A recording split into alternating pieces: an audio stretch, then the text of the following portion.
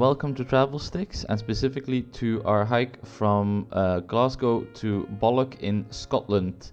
Remember, if you like the video, please like, share and subscribe. It really does help us out quite a bit. Now, given the intensity of the hike, it is important to have a decent meal the day before, which we did at the Counting House in Glasgow, and to which I'll let you guess why it's called the Counting House yourself. Put it down in the comments. And afterwards we had a quick whiskey in the Piper Whiskey Bar, which isn't too far away. Now the hike itself, as you can see here, is around 35 kilometers, takes around 8 hours, maybe a little less depending on how fast you are, and is generally considered quite hard mainly because of the distance, and because there are a couple of places where the elevation is quite steep. Now, overall, I would consider the hike to be definitely worth it. It takes you along different types of areas in Scotland. For example, the urban area in Glasgow and some more natural area around Saltings, and then some hybrids in between closer to Balloch. On top of that, this track specifically does not have a lot of other hikers doing it, which means generally it will be calm. And lastly, there are a few sites alongside this hike which are definitely worth checking out, or if you have more time to visit more in depth. Now, a first example of a site to see, since you are in the land of whiskey, is the Clydeside distillery. You can visit this as well more in depth and get a tour. However, we did not, given that we did not have enough time to do that and do the hike.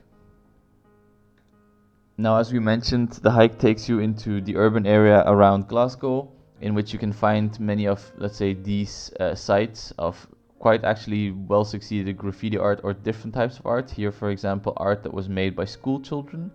So definitely worth seeing these small, let's say, beautiful things around Glasgow. Now, after a while, you'll end up here, which is a part of the old city walls, I believe. If not, please correct me in the comments down below.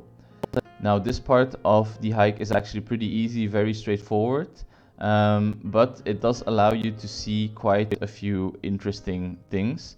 A first example of the things that we saw are these very elaborate pigeon coops, which I have to admit I admire for having been built, and there are quite a few on them on the road. A second thing that we got lucky to see are actually the local deer.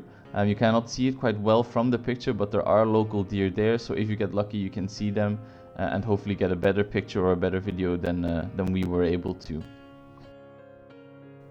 Now, after that you'll end up close or next to the Clyde Canal, and from the Clyde Canal it's a straight hike all the way to the Saltings. It is a very nice and very relaxing hike. As you can see, it's next to beautiful water, beautiful nature.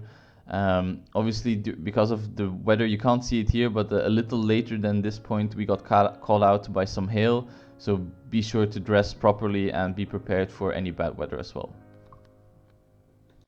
Now then you'll end up at the Saltings, as we mentioned earlier.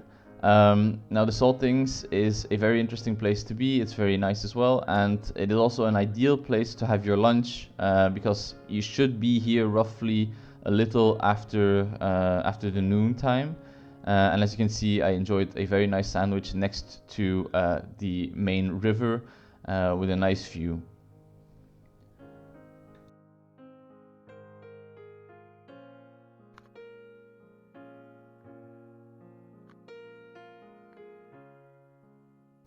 Now, as you continue along and inside the Saltings, you'll end up in Bowling Harbour, which essentially is the point at which you will leave the main river and then head essentially straight up to Balloch.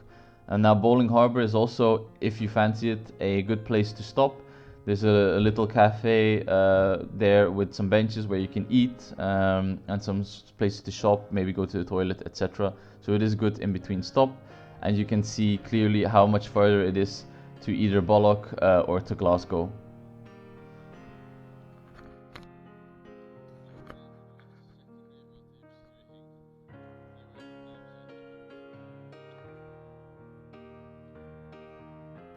So once you're out of the Bowling Harbour area, it's essentially a straight line all the way up to Balloch with at least some elevation in it, so be prepared, be sure to have good shoes. It's a little along the open road, but most of it is along cycling paths or hiking paths.